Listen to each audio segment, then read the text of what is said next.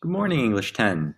This is Mr. Yokanovich, and I just wanted to make a quick screencast about our writing prompt for today, which is found poetry. So found poetry is a type of poetry that's created by taking words, phrases, and sometimes whole passages from other sources. And then what we do is we edit them and kind of restructure them, add spacing, sometimes add like our own words like and, or, but, they, that kind of stuff.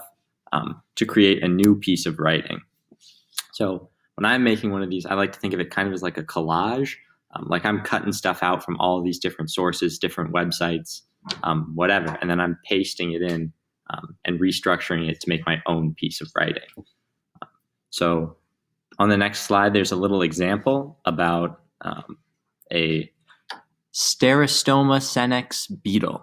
I have no idea what that is, but what I did was I went to Wikipedia, went to English here, and then over on the side, there's an option to generate a random article. So then maybe spend about 20 seconds reading the first little bit if there's something that sticks out. So maybe I like the passage, the grasslands and some bushes. And then I copy that, paste it into my ISN, and then with other things, start kind of restructuring it and reorganizing it. There's a whole bunch of different things and places you can take from. Here I had a Wikipedia article, a recipe, some text messages. There's also the option you can do some lyrics. If you have a song you really like, you can look that up on Genius and copy and paste from there. That's always a great option, but yours doesn't have to look like this. You can just copy, paste, and make it into like traditional text. I just did it this way to show you guys that it's kind of like a messy process. You take from a lot of different places, and it looks like kind of cut and pasted together.